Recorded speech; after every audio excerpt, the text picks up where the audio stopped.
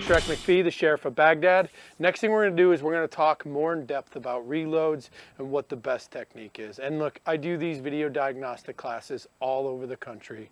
I'm probably doing tens of thousands of videos every few months nowadays. I'm doing more videos than ever. And what we're going to talk about is the debate of the over the top. Why would you go over the top for a reload? And or the best way to reload, which the best practices based off of my videos are non-firing thumb slide lock. So check us out. I'm here with Nate. So Nate, draw, shoot 2, reload, shoot another 2, whenever you're ready.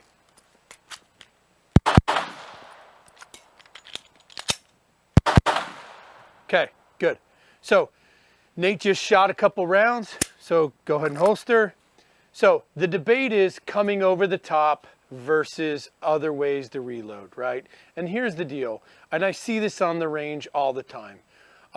Guys, as they reload, the magazine goes in, they come over the top. But what happens is with this technique is the hand has to move a lot. It has to seat the magazine, it has to charge, and a lot of guys will come back till they hit their body, then they have to come back to the grip to present the gun and shoot. And anytime the hand moves over a large distance, this is just more time. It's going to take longer, right? So the next thing we'll talk about is this is a fine motor skills versus gross motor skills argument, right? So what gun do you carry?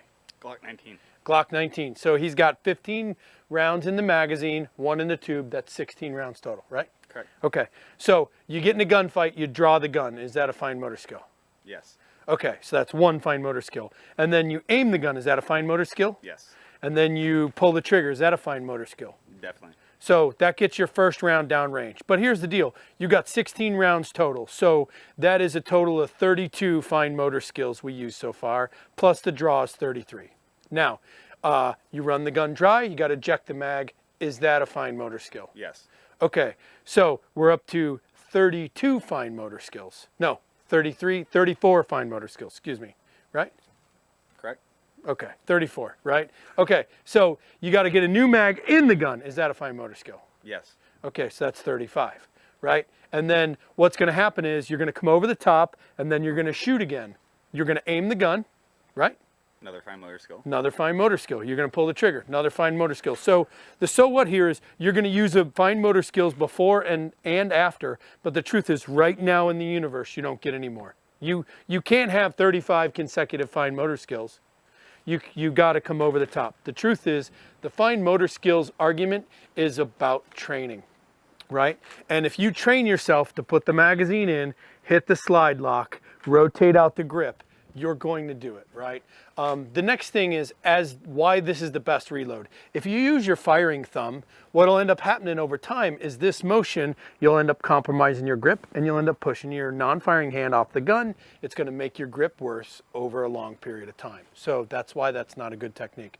The next piece to that is if you put the magazine in, you could drop the slide before the magazine, right? Now you have to do a malfunction. So the non-firing reload, it's magazine in, non-firing thumb hits the slide lock, rotate out to grip. You'll never have an operator-induced malfunction this way, right? The next thing is as you do this properly, the hands are always next to the gun, which is going to be the quickest amount of time. I'm John Shrek McPhee, the Sheriff of Baghdad. This is Over the Top Debate.